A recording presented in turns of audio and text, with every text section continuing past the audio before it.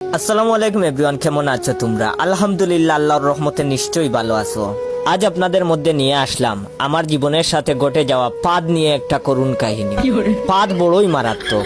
তুমি বোন যতই কিউট হও না কেন, পাদে কিন্তু গন্ধ থাকবেই। যতই দামি পারফিউম গায়ে ইউজ করো না কেন, পাদ আসলে সবার সামনে মারতে পারবেন না। তো একদিন টিকটক থেকে পরিচয় সুন্দরী নুসরাতের সাথে দেখা করতে যাই। চোখের চশমা, গায়ে দামি পারফিউম মেরে নায়ক ভাব নিয়ে গেলাম মেয়েটার সামনে। মেয়েটার সামনে যাওয়ার পর ওর রূপ দেখে তো আমি পুরাই পাগল। এত সুন্দর, ওর সুন্দরের কাছে সানি লিওন আপুও হার মানায়। যাই হোক, ফুল দিলাম, রোমান্টিক কথা বলতেছি। এমন সময় মেয়েটা দেখি মুখ দিয়ে কেমন করতেছে। আমি বললাম, ওগো কি হয়েছে তোমার? ও বলল, না কিছু না বলতেই করে দিল একটা পাদ। যেই না দিছে, পাদের গন্ধে আমি অজ্ঞান হয়ে গেলাম। পরে 2 দিন পর হসপিটালে হুশ আসলো। হুশ আসার পরে দেখলাম একটা সুন্দরী নার্স দেখি আমার পাশে। আমাকে বলল, কেমন আছেন? আমি তো নার্সকে দেখেই নার্সের প্রেমে পড়ে গেলাম।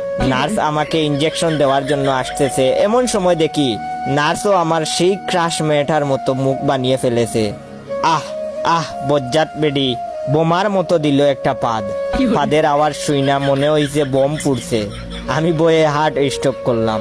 এখন বর্তমানে কুমাতে আছি। যাদের আমার ভিডিওটা দেখে হাসতে হাসতে পাদ চলে আসছে, তারা আপনার 10 জন বন্ধুকে শেয়ার করবেন আর কমেন্ট করে বলবেন পাদের কারণে কখনো লজ্জা পেয়েছেন কি। পাদ আসলে বড়ই মারাত্মক।